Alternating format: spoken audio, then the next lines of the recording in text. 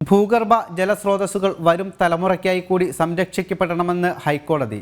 ബന്ധപ്പെട്ട അധികാരികൾ ഇക്കാര്യം ശ്രദ്ധിക്കണമെന്നും ജസ്റ്റിസ് ദേവൻ രാമചന്ദ്രൻ. കുഴൽക്കിണർ നിർമ്മാണത്തിൽ ഭൂഗർഭ ജലവകുപ്പ് അധികാരികൾ മുന്നോട്ട് വച്ച നിബന്ധനകൾക്കെതിരായ ഹർജി പരിഗണിച്ചുകൊണ്ടാണ് കോടതിയുടെ നടപടി.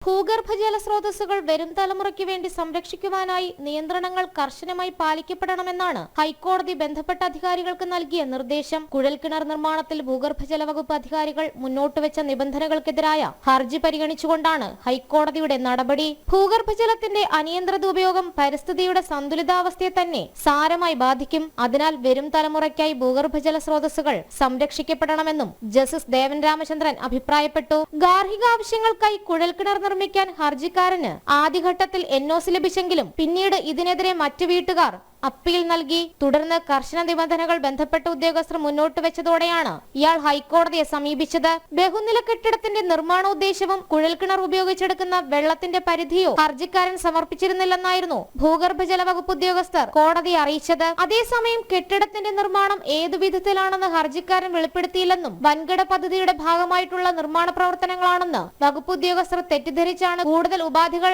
ചുമത്തിയതെന്നും കോടതി കണ്ടെത്തി. എന്നാൽ കുഴൽക്കിണർ നിർമ്മാണത്തിന്റെ ഉദ്ദേശവും ഉപയോഗവും ഏതു വിധത്തിലാണെന്ന് ഹർജിക്കാരൻ വെളിപ്പെടുത്താത്ത പക്ഷം NOC നൽകരുതെന്നും ഹൈക്കോടതി കൂട്ടിച്ചേർത്തു. ആവശ്യമായ വിശദാംശങ്ങൾ ഉൾപ്പെടുത്തി പുതിയ അപേക്ഷ സമർപ്പിക്കാൻ ഹർജിക്കാരനോട് ആവശ്യപ്പെട്ട കോടതി നിയമാനുസൃതം അപേക്ഷ പരിഗണിക്കാൻ വകുപ്പ് ഉദ്യോഗസ്ഥർക്കും നിർദ്ദേശം നൽകി. ജനം, കൊച്ചി.